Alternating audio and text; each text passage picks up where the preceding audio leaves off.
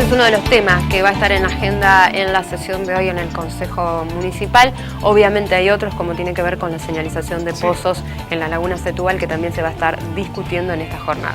Vamos a hablar ahora de un tema que ha tenido que, de alguna manera, tratar de reinventarse. ¿Por qué lo digo? Porque perder un familiar en tiempos de pandemia ha sido aún más doloroso, porque no se le ha podido dar el último adiós.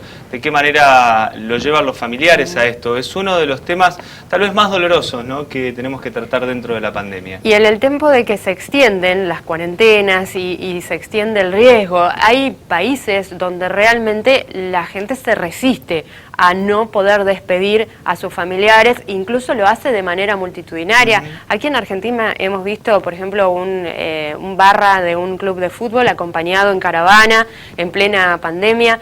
Hay imágenes que se ven en Centroamérica, en México y también en Estados Unidos.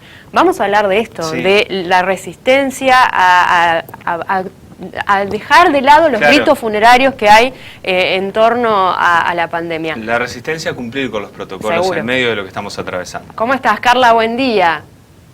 Chicos, muy buen día. ¿Cómo andan? Bien, bueno, a veces tratando de comprender esto, ¿no? El ser humano es un ser complejo. Y estas situaciones uno las pone en la balanza y cuánto tiene de razón aquellas personas o aquellos familiares que hacen estas despedidas multitudinarias, que le dan el último adiós al ser querido, y cuánto también tienen de razón los que cumplen con lo que son los protocolos. Sí, totalmente. A ver, hay dos cuestiones. Una tiene que ver con el riesgo sanitario, que implica estar en contacto con personas que han padecido el virus o que han muerto a raíz del virus.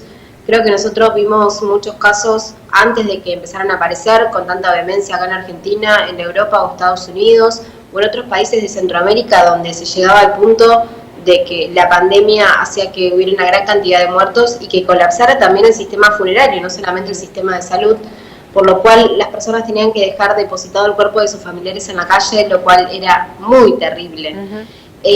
Creo que a nivel cultural lo que nos sucede a nosotros es que ya de por sí nosotros somos esta cuestión de necesitar más el contacto físico, de necesitar ver, necesitar despedirnos, y los rituales funerarios ayudan o posibilitan un poco a empezar a hacer un duelo que puede llegar a ser un poco más saludable. El inconveniente es que ahora nos encontramos en esta encrucijada que a través de una pandemia, estos problemas psicosociales que han estado también presentes en otras oportunidades, también en otras pandemias, incluso en situaciones de problemas nucleares o ataques nucleares, que también existía una peligrosidad muy grande de despedir a los seres queridos, nos pone enfrente de esta situación y de decir, bueno, respetamos los protocolos, lo cual es correcto, pero a la vez uno quiere poder despedirse. Hace poco estuve leyendo una entrevista de un médico que decía que todos los pacientes tienen este derecho de poder decir adiós y que es necesario también, por la dignidad del paciente, para que pueda tener una muerte digna, que tenga el derecho a despedirse. Lo que pasa es que nos agarró tan de sorpresa esta situación que no alcanzamos a establecer un protocolo, si se quiere, para estos pacientes en fin de vida y para que los familiares puedan acercarse y puedan despedirse.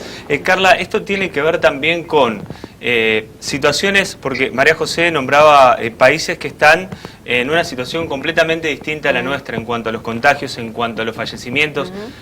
¿Puede ser uno de los motivos ya el hartazgo de tener que cumplir con un encierro, con una cuarentena, con estas medidas? Sí, totalmente. Creo que hay un hartazgo y creo que también hay un descreimiento.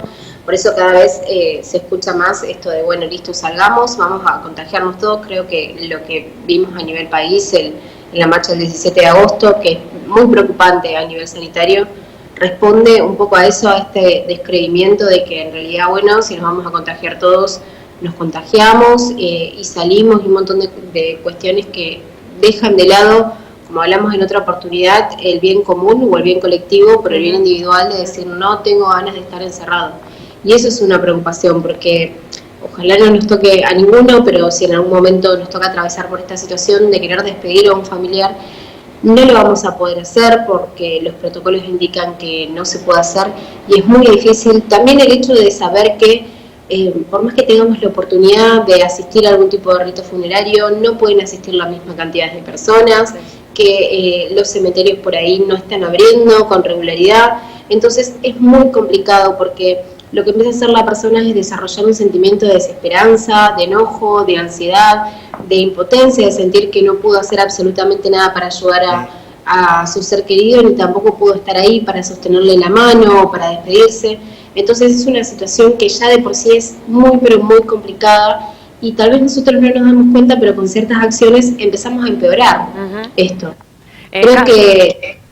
Sí, no, Carla, te iba a preguntar, porque obviamente cuando preparábamos las imágenes para este micro, escuché testimonios, por ejemplo, de personas que están encargadas de los cementerios en Brasil, en México, en Bolivia, y todos hacen hincapié en el tema de la cantidad, y que ya no pueden vincularse emocionalmente con cada uno de estos entierros, porque es tanta la cantidad que terminarían destrozados psicológicamente si se pusieran a pensar en lo que está ocurriendo. ¿Qué se puede hacer para estos trabajadores también? ¿Cómo apuntalarlos desde el punto de vista emocional?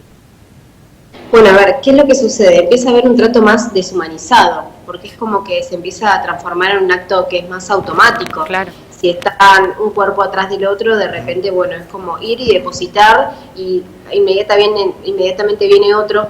Yo creo que también tiene que haber políticas para poder acompañar a los empleados que trabajan, y no solamente los empleados que trabajan en cementerios, a los empleados que trabajan en hospitales, ya sea cualquier tipo de personal de salud, porque realmente es necesario poder hacer frente a esto. Nosotros no tenemos cultura de la muerte en Argentina, es un tema que sigue siendo bastante tabú, y entonces de repente enfrentarnos a esta situación donde tal vez los médicos tienen esta sensación de no sentirse capaces, pero no porque no tienen algún tipo de incapacidad, sino porque los desborda y no alcanza para todos, o tener que tomar determinaciones que ojalá no suceda acá, pero sé que en Europa ha sucedido de que, bueno, no hay más respiradores y tenemos que intubar a una persona joven y una persona mayor. ¿A quién intubamos? Y obviamente se inclinan por la persona joven porque tiene más posibilidades. Claro. Y eso causa un desgaste por empatía que es terrible. Sí, es una situación muy compleja. Y mientras repasamos estas imágenes se me vienen a la cabeza las fosas comunes en los Estados Unidos,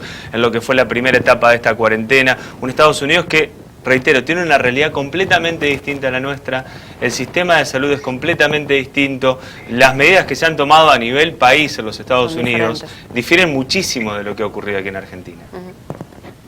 Sí, totalmente. Y esto de no tener ni siquiera un lugar donde poder depositar a quienes queremos, de poder ir a visitarlos, de poder llevar una flor o de tener algo, es muy difícil. Claro. Y como les decía hoy, a veces empieza a alterar lo que puede llegar a ser un proceso de duelo saludable. Entonces necesitamos repensar esto, necesitamos saber que, bueno, hay muchas cuestiones que a nivel naturaleza están cambiando. Ojalá no vuelva a suceder un episodio así, pero esto nos muestra lo expuestos que estamos y los vulnerables que somos, y entonces tal vez empezar a pensar posibilidades para un futuro que no nos agarre así por sorpresa.